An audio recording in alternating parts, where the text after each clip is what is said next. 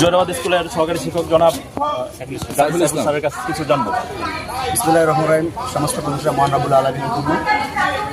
আপনারা সবাই জানেন আজকে আমরা এখানে যারা সমবেত হয়েছি সবাই আমরা প্রাথমিক বিদ্যালয়ের সহকারী শিক্ষক এবং আমাদের সবাই শিক্ষাগত যোগ্যতা ন্যূনতম স্নাতক এবং স্নাতকোত্তর আমরা অধিকাংশ রয়েছি। তো এই শিক্ষাগত যোগ্যতা দিয়ে বাংলাদেশের প্রেক্ষাপটে অনেক সেক্টরে সবাই 10ম গ্রেড ইভেন 11তম গ্রেডের স্যালারি ড্র করে, কিন্তু আমরা যারা সহকারী শিক্ষক জাতি করার কারিগর একটা বাচ্চাকে আমরা শিখাতে যে পরিমাণ কষ্ট মাধ্যমিক এবং উচ্চতর লেভেলে কিন্তু এতটুকু কষ্ট হয় না। অধিকাংশ কাজটা মূল কাজটা ফাউন্ডেশনটা আমরা তৈরি করে দিচ্ছি, অথচ আমরা শিক্ষকরা অবহেলিত, লাঞ্ছিত এবং আর্থিক দিক দিয়ে আমরা খুবই ঋণগ্রস্ত।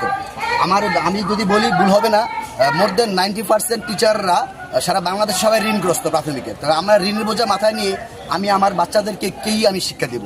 তো আমি সরকারের তথা বর্তমান অন্তর্বর্তী সরকারের প্রধান উপদেষ্টা মহোদয়, নোবেল লরিয়েট, নোবেল বিজয়ী, শান্তিতে নোবেল পুরস্কার বিজয়ী, ওনার কাছ থেকে আমাদের অনেক প্রত্যাশা।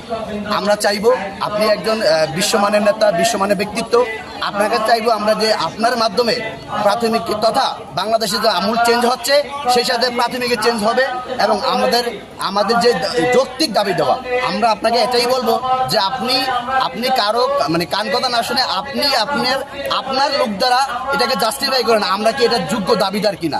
যদি যোগ্য দাবিদার হয়ে থাকি, আমাদের দাবি দেওয়া যদি যৌক্তিক হয়ে থাকে, আপনি অবশ্যই আমাদেরকে 10ম গ্রেড দেওয়ার মাধ্যমে আমাদের জীবন উন্নত করবেন। সেই সাথে বাংলাদেশের প্রাথমিক শিক্ষার ভিত্তি আর মজবুত হবে এবং সেই সাথে বাংলাদেশ একটি উন্নত সমৃদ্ধ জাতিতে পরিণত হবে।